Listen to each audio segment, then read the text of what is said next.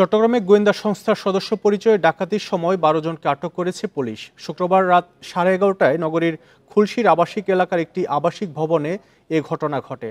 Police জানায় ডাকাত দলের ১২ সদস্য ওই ভবনের ৮ম তলায় পদ্মা অয়েলের কোম্পানির সাবেক কর্মকর্তা গিয়াস উদ্দিনের বাসায় প্রবেশের চেষ্টা করে। খবর পেয়ে পুলিশ ঘটনাস্থলে পৌঁছে তাদের আটক করে। এ সময় ডাকাত দলের সদস্যদের কাছ থেকে একাধিক খেলনা পিস্তল, ভুয়া পরিচয়পত্র, গাড়িসহ অন্যান্য সরঞ্জাম জব্দ করা হয়। পরিকল্পনা করেই গোয়েন্দা সংস্থার সদস্য পরিচয়ে ডাকাতির চেষ্টা করে বলে জানিয়েছে আইনশৃঙ্খলা বাহিনী। চট্টগ্রামে গোয়েন্দা পরিচয়ে ডাকাতির সময় ১২ জনকে আটক করেছে, সেই খবর আরও বিস্তারিত জানবো। সেখান থেকে যোগ দিচ্ছেন সহকর্মী আব্দুল্লাহ রাকিব।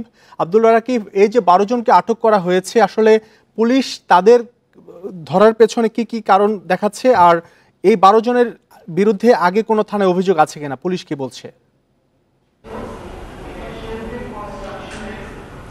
১২ জনের বিরুদ্ধে আগে আসলে কোনো থানায় অভিযোগের বিষয়টি পুলিশ এখনো প্রাথমিক তদন্তে পুলিশ পায়নি। পুলিশের যে অপরাধ বিশ্লেষণের যে ডিজিটাল ডাটাবেজ রয়েছে সেখানে তাদের কোনো নাম পরিচয় পাওয়া যায়নি। তবে পুলিশ প্রাথমিক জিজ্ঞাসাবাদে যেটি জানিয়েছে যে তারা আসলে এক একজন এক এক পেশায় ছিল, কেউ চাকরি করতেন, কেউ ব্যবসা করতেন, এবং চট্টগ্রামের বিভিন্ন উপজেলা এবং আশপাশ বিভিন্ন জেলার থেকে তারা আসলে সংঘবদ্ধ এবং বিভিন্ন বয়সে দেখেছে। আমরা তরুণ থেকে শুরু করে বয়োবৃদ্ধ লোকও এই চক্রের সদস্য হিসেবে দেখেছে, এবং তারা পোশাকে আশাকে অনেক আধুনিক মনে এবং শিক্ষিত মনে হয়েছে বলে পুলিশও বলছে। যে ঘটনাটা আসলে গতকাল রাতে আসলে ঘটেছে, এবং তারা দুটি গাড়ি নিয়ে আসলে এই ভবনে প্রবেশ করে এবং যে এলাকায় আসলে তারা এই ডাকাতির চেষ্টা করে সেটি একেবারে থানা থেকে প্রায় 50 গজ দূরত্বে, এবং থানার বিপরীত পাশে এই ভবনটির অবস্থান, এবং সেটি একটি অভিজাত এলাকা এবং সেখানে নিরাপত্তা ব্যবস্থা অন্যান্য ভবনের তুলনায় অত্যন্ত বেশি। কিন্তু এই সত্ত্বেও তারা আসলে প্রবেশ করে প্রথমে গোয়েন্দা পরিচয়ে প্রবেশ করে, এবং প্রবেশ করার সাথে সাথেই নিচতলার যে যারা নিরাপত্তা কর্মী ছিল এবং তাদেরকে বেঁধে ফেলে পরবর্তীতে তারা অষ্টম তলায় গিয়ে সেই ভবনে তারা আসলে গোয়েন্দা কর্মকর্তা পরিচয় ডাকাতির চেষ্টা করে। কিন্তু তৎক্ষণাৎ সেখানে সেই ভবনের অন্যান্য বাসিন্দারা পুলিশের 999-এর মাধ্যমে পুলিশকে অবহিত করে, এবং পুলিশ ঘটনাস্থলে দ্রুতই চলে আসার প্রেক্ষাপটে তাদেরকে আসলে আটক করতে সক্ষম হয়।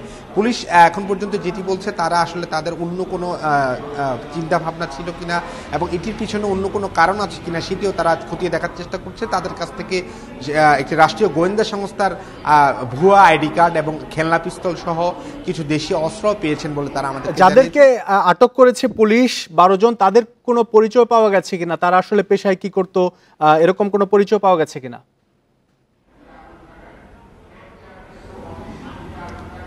জি, আটক যে ১২ জন তারা আসলে পেশায় কেউ চাকরি করতেন, কেউ ব্যবসা করতেন, কেউ বা অন্য কোনো মজুরির কাজ করতেন, দিন মজুরির কাজ করতেন। কিন্তু তারা আসলে স্পষ্টভাবে এখনও সেটি প্রতীয়মান নয় যে তারা আসলে পূর্বেই কোনো ডাকাতির সাথে জড়িত ছিল কিনা, বা সেটিও পুলিশ এখনো তাদের যে ডেটাবেস সেই ডেটাবেসে এখনো পাননি। তবে পুলিশ বলছে যে তারা আসলে বিভিন্ন বয়সে যেহেতু, এবং এখানে অন্য কোনো ঘটনা থাকতে পারে কিনা, নাকি শুধুমাত্র কেবলই ডাকাতির চেষ্টা সেটি তারা খতিয়ে দেখে এবং অধিকতর তদন্তের চেষ্টা করছেন। তারা সেই বিষয়গুলো এখন তারা দেখভাল করছেন।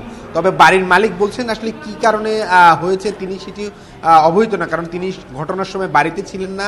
পরবর্তীতে তিনি আজকে এসেছেন এবং পুলিশের কর্মকর্তারা সহ তারা ভবনে প্রবেশ করেছেন, ঘরে গিয়েছেন। তারা আসলে ঘর থেকে কোনো জিনিস খোয়া যায়নি, ঘরের বাইরেই যখন আসলে তারা চেষ্টা করে তখনই আসলে অন্যান্য বাসিন্দারা বা ভবনের অন্যান্য বাসিন্দারা পুলিশকে অবহিত করার ফলে এই চক্রটিকে ধরা সম্ভব হয়। গোয়েন্দা সংস্থার সদস্য পরিচয়ে ডাকাতির সময় ১২ জনকে আটক করা হয়েছে। চট্টগ্রাম থেকে সেই খবর জানাচ্ছিলেন সহকর্মী আব্দুল্লাহ রাকিব।